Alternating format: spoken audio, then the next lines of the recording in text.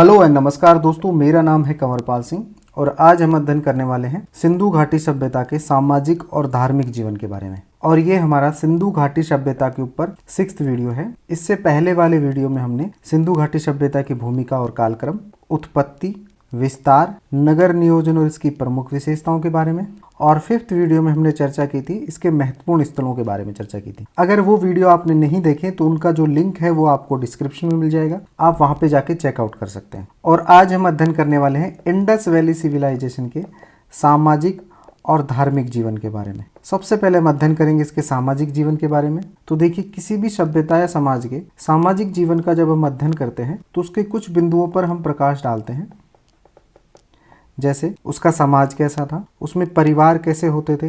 परिवार किसी भी सभ्यता या संस्कृति की सबसे छोटी संस्था होती है। इसके बाद में हम जानेंगे कि वहाँ पर स्त्रियों की दशा कैसी होती थी। ये काफ़ी इंपॉर्टेंट है ये जानना, किसी भी सभ्यता या समाज में स्त्रियों की दशा कैसी होती थी, क्योंकि स्त्रियां उस समाज की 50% आबादी होती है। और अक्सर ये भी देखा गया है कि जहाँ पर स्त्रियों को सम्मान मिलता है, उन्हें समान दर्जा मिलता है, वो समाज हमेशा उन्नति करता है।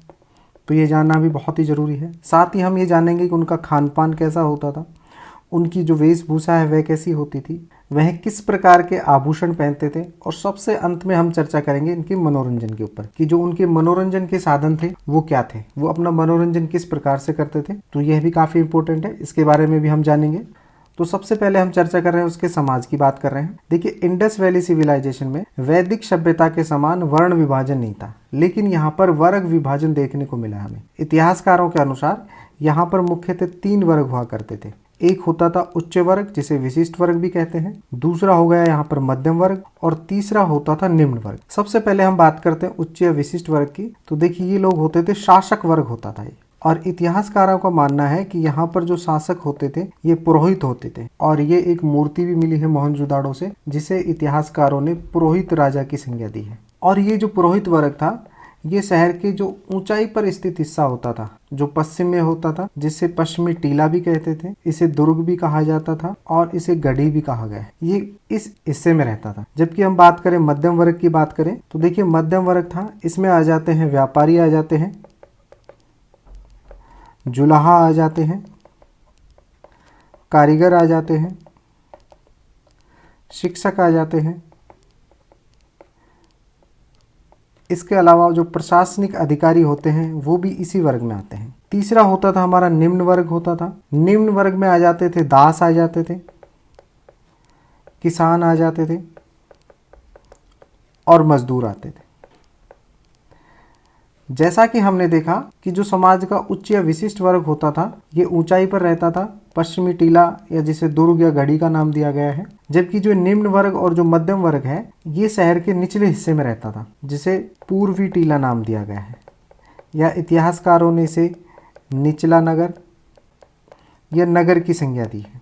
तो इस प्रकार से हमने देखा कि जो इंडस वैली सिविलाइजेशन है इसका समाज 3 भागों में बटा हुआ था, उच्च या विशिष्ट वर्ग, मध्यम वर्ग, और तीसरा हो जाता था निम्न वर्ग। अब हम चर्चा करेंगे कि हमें कैसे पता चला कि ये जो वर्ग विभाजन यहाँ पे विद्यमान था या नहीं था, और किस आधार पर जो इतिहासकार हैं उन्होंने वर्ग विभाजन को 3 भागों में बांटा है। तो देखिए, इसका पता चलता है हमें उत्खनन से।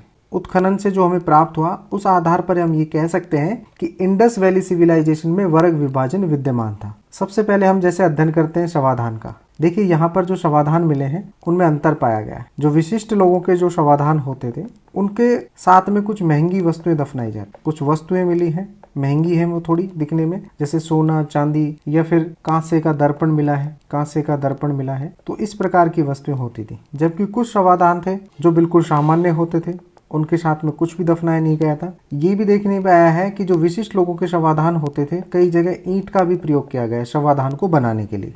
तो इस आधार पर भी कहा जा सकता है कि इंडस वैली सिविलाइजेशन में वर्ग विभाजन विद्यमान था। दूसरा हम चर्चा करते हैं यहाँ पे विलासिता की वस्तुओं की। देखिए, सबसे पहले एक क्वेश्चन आता है कि विलासिता की वस्तुएं कहते किन्हें हैं। देखिए, ये वस्तुएं वो होती हैं जो महंगी होती हैं, और ये महंगी इसलिए होती हैं कि दुर्लभ होती हैं, इनका मिलना कम होता है, या फिर हो सकता है कि इनको बनाना कठिन होता है। बनाना कठिन होता है, इनमें समय लगता है। जैसे फॉर एग्जाम्पल हम बात करें, इंडस वैली सिविलाइजेशन में कुछ पात्र मिले हैं जिन्हें फयोन्स नाम दिया गया है, फयोन्स। और ये जो फयोन्स होते थे इनको रेत और गोंद में मिलकर बनाया जाता था, गोंद को मिलाकर बनाया जाता था, और इनके ऊपर फिर एक चिकनी परत चढ़ाई जाती थी। और ये जो फयोंस है ये बहुत ही कम देखने को मिले हैं, बहुत कम जगह पे देखने को मिले हैं। साथ ही जो पश्चिमी भाग होता था जिसे दुर्ग या गढ़ी कहा जाता था वहीं पर देखने को मिला है। और ये केवल बड़े शहर जैसे मोहनजोदाड़ो है,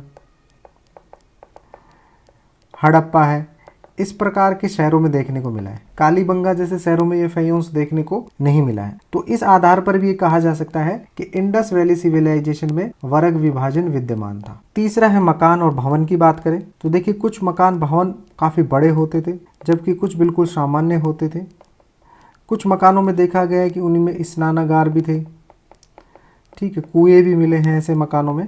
तो मकानों में जो अंतर मिला है उस आधार पर भी ये कहा जा सकता है कि इंडस वैली सिविलाइजेशन में वर्ग विभाजन विद्यमान था। अब बात करते हैं वेशभूषा और आभूषण की बात करते हैं। देखिए वेशभूषा और आभूषण की बात करते हैं तो वेशभूषा आभूषण में भी काफी अंतर पाया गया है। जैसे कि सामान्य लोग होते थे वो बिल्कुल सामान्य वस्त्र पहनते थे, कमर से नीचे का वस्त्र पहनते थे, ऊपर वो कुछ नहीं पहनते थे। जबकि जो विशिष्ट लोग होते हैं उनमें देखा गया है कि वो कढ़ाईदार वस्त्र पहनते थे, कढ़ाईदार वस्त्र पहनते थे। इसके ऊपर हम डिटेल से भी चर्चा करेंगे जब हम उनकी वेशभूषा और आभूषण पढ़ेंगे। दूसरा, आभूषण में भी अंतर पाया गया है। सामान्य लोग होते थे वो मुख्यतः मिट्टी के, शंख के और सीप के आभूषण पहनते थे। जबकि जो विशिष्ट या उच्च वर्ग के लोग आते थे वो सोना है, चांदी है या हाथी दांत के आभूषण पहनते थे। तो इन सब आधार पर यह कहा जा सकता है कि इंडस वैली सिविलाइजेशन में वर्ग विभाजन विद्यमान था।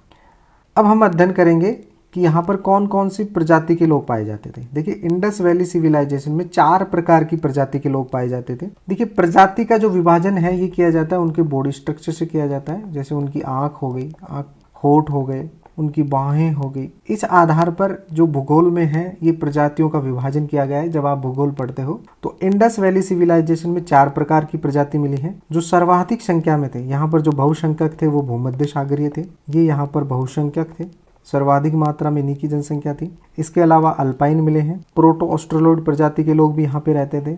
एक कांसे की नर्तकी मिली हमें, कांसे की नर्तकी मिली है और ये नर्तकी मिली है मोहनजोदाड़ो से, मोहनजोदाड़ो से नर्तकी मिली है और ये नर्तकी है ये प्रोटो ऑस्ट्रेलोइड प्रजाति की थी। इसके अलावा यहाँ पर मंगोलोइड प्रजाति भी मिलती है। तो इस प्रकार से इंडस वैली सिविलाइजेशन में 4 प्रजाति के लोग रहते थे जिनमें सर्वाधिक संख्या में थे वो थे भूमध्य सागरीय।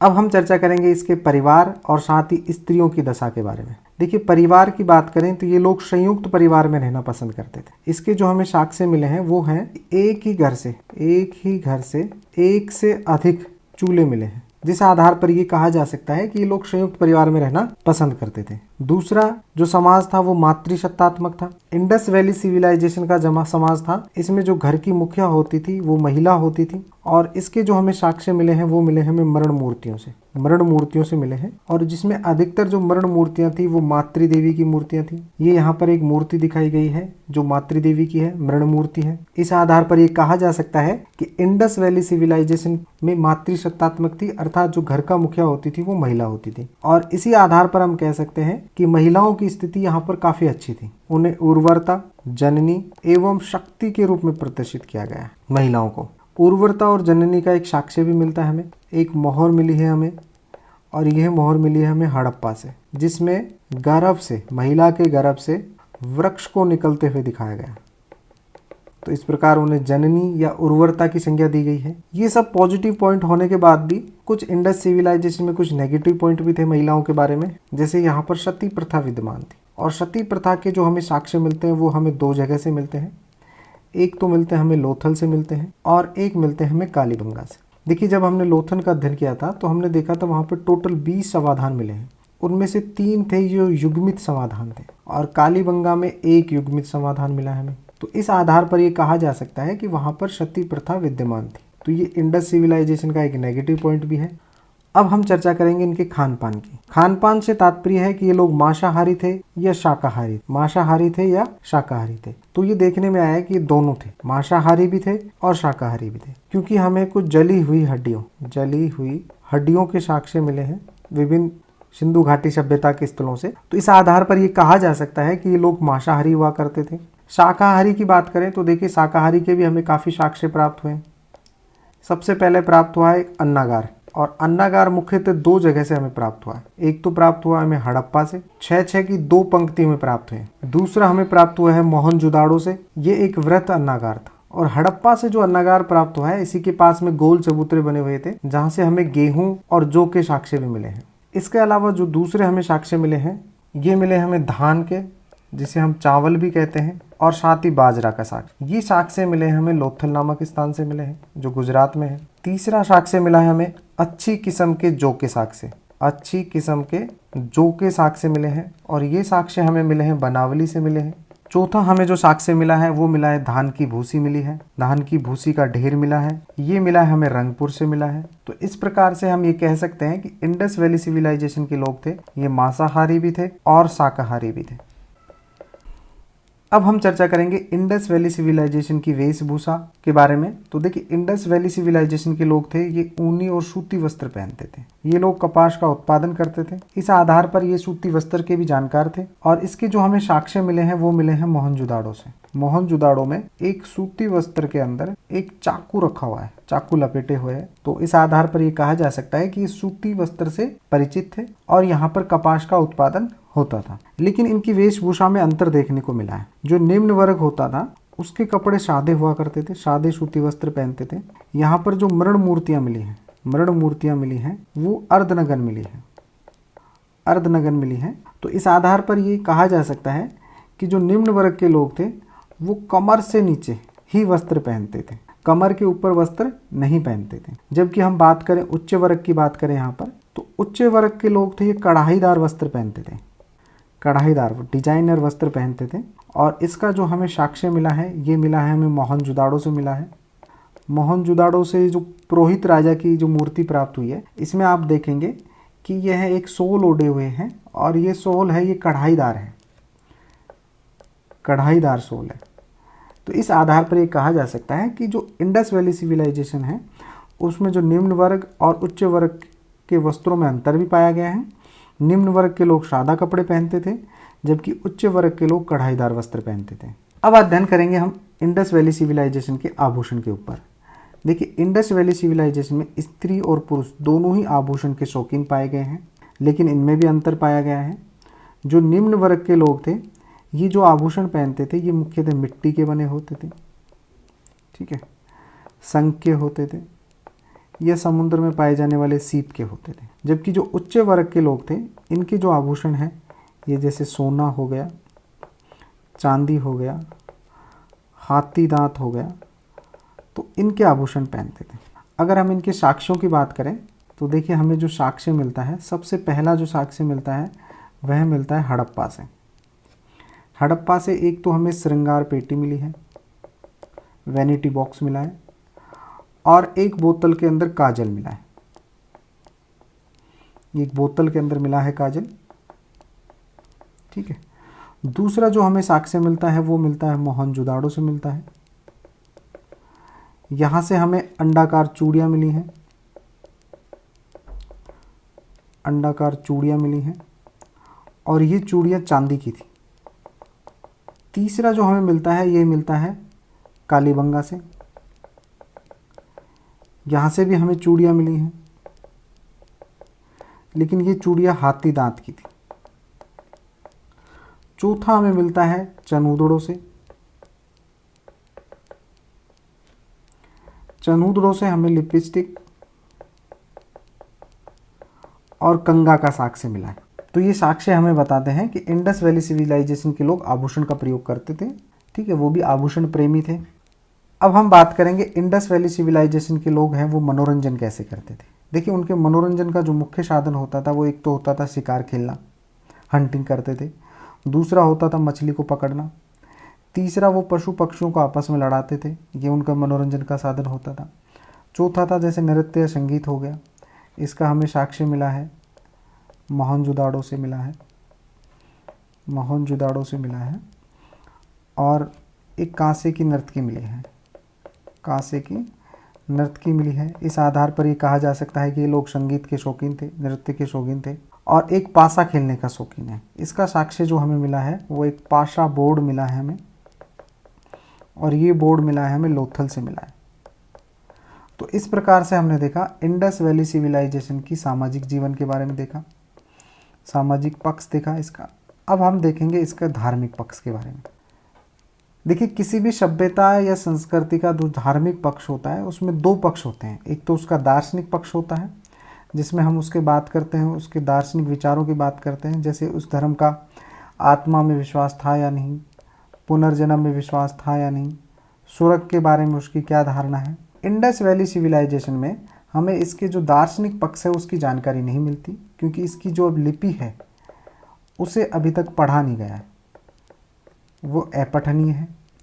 इस आधार पर जो इंडस वैली सिविलाइजेशन है इसके दार्शनिक पक्ष की जानकारी हमें या तो बहुत कम मिलती है या नहीं मिलती है। दूसरा आ जाता है उनका क्रियात्मक पक्ष। क्रियात्मक पक्ष में आ जाते हैं उनकी पूजा विधि आ गई, या उनको धर्म को किस प्रकार से वो पूजा अर्चना करते थे, ये सब आ जाती हैं क्रियात्मक पक्ष में, जो हमें दिखाई देती हो। तो इसकी जानकारी हमें मिल जाती है, और ये जानकारी मिलती है उत्खनन से। उत्खनन से जो वस्तुएं प्राप्त हुई हैं उसके आधार पर हमें इसके क्रियात्मक पक्ष की जानकारी मिल जाती है। देखिए, क्रियात्मक पक्ष में बात करें तो ये लोग मातृदेवी की पूजा करते थे, और इसका जो हमें साक्ष्य मिलता है वो मिलता है मृण मूर्तियों से। यहाँ पर जितनी भी मृण मूर्तियाँ मिली हैं वो मातृदेवी की मिली है, मातृदेवी की ही मृण मूर्तियाँ हमें यहाँ से मिलती है। तो इस आधार पर ये कहा जा सकता है कि ये लोग मातृदेवी की पूजा करते थे। दूसरा हम बात करें, पशुपति की पूजा करते थे, और ये पशुपति की जो हमें मुहर मिली है ये मिली है हमें मोहनजोदाड़ो से। मोहनजोदाड़ो से मोहर मिली है, और इस मोहर के साथ में दो लोगों का नाम जुड़ा हुआ है। एक तो जुड़ा हुआ है अर्नेस्ट मैके का, अर्नेस्ट मैके का पहला नाम जुड़ा हुआ है, इन्होंने इसकी खोज की थी। और दूसरा जो नाम जुड़ा हुआ है वो जुड़ा हुआ है जॉन मार्शल का। जॉन मार्शल ने इसे नाम दिया था पशुपति। ठीक है, कुछ इतिहासकार इसे आद्य शिव भी कहते हैं। और ये जो नाम दिया गया था वो इस आधार पे दिया गया था। आप यहाँ पर देखेंगे जो इंडस वैली सिविलाइजेशन है उसमें जो ये मोहर मिली है ये इसका राइट साइड हो गया, ये इसका लेफ़्ट साइड हो गया। तो राइट साइड में आप देखेंगे कि एक तो हाथी बना हुआ है और एक बाघ बना हुआ है। यहाँ पर हाथी बना हुआ है और एक बाघ बना हुआ है। ठीक है, जबकि आप लेफ़्ट साइड में देखेंगे आप यहाँ पर, तो यहाँ पर गेंडा और भैंसा का चित्र मिलेगा आपको। नीचे आप देखेंगे तो दो हिरण बने हुए हैं। ठीक है, और ये सब इस जो आद्य शिव है इसकी तरफ मुंह करके, यानी इसकी आराधना करते हुए दिखाए गए हैं। तो इस आधार पर इन्होंने नाम दिया पशुपति। तीसरा यहाँ पर वृषभ पूजा के साक्ष्य मिलते हैं। वृषभ की काफ़ी मृण मूर्तियाँ मिली हैं, उस आधार पर ये कहा गया है। दूसरा जो सर्वाधिक पूजनीय जो वृषभ था वो था यूनिकॉर्न।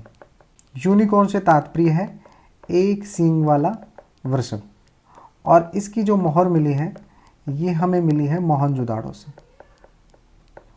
मोहनजोदाड़ो से यह आप देख सकते हैं, ये यूनिकॉर्न की मोहर है जो हमें मिली है मोहनजोदाड़ो से। चौथा, ये लोग प्रकृति पूजा में विश्वास करते थे, जैसे जल पूजा हो गई, अग्नि पूजा हो गई, वृक्ष पूजा हो गई।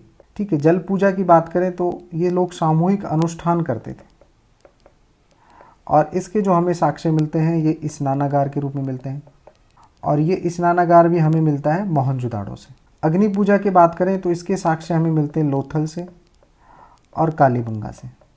यहाँ दोनों ही जगह से हमें अग्निकुंड के साक्ष्य प्राप्त हुए। तो इस आधार पर ये कहा जा सकता है कि ये लोग अग्नि पूजा करते थे।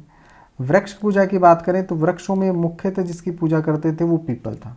तो इस प्रकार से हमें इंडस वैली सिविलाइजेशन के धार्मिक पक्ष की जानकारी मिलती है। तो इससे ये तो पता चलता है कि ये लोग मूर्ति पूजा में विश्वास करते हैं। लेकिन इंडस वैली सिविलाइजेशन में मंदिर जैसी संरचना के अवशेष प्राप्त नहीं हुए हैं किसी भी स्थल से। तो यहाँ पे मूर्ति पूजा तो विद्यमान थी लेकिन मंदिर के अवशेष नहीं मिले हैं। तो ये काफ़ी इंपॉर्टेंट है, इसको आप राइट डाउन कर लें। तो इस वीडियो में हमने इंडस वैली सिविलाइजेशन के सामाजिक और धार्मिक पक्ष के बारे में पढ़ा। नेक्स्ट वीडियो में हम पढ़ेंगे कि इसके आर्थिक और राजनीतिक पक्ष के बारे में पढ़ेंगे। आपको हमारा वीडियो कैसा लगा? यदि अच्छा लगा तो इसे लाइक शेयर सब्सक्राइब करें। Thank you.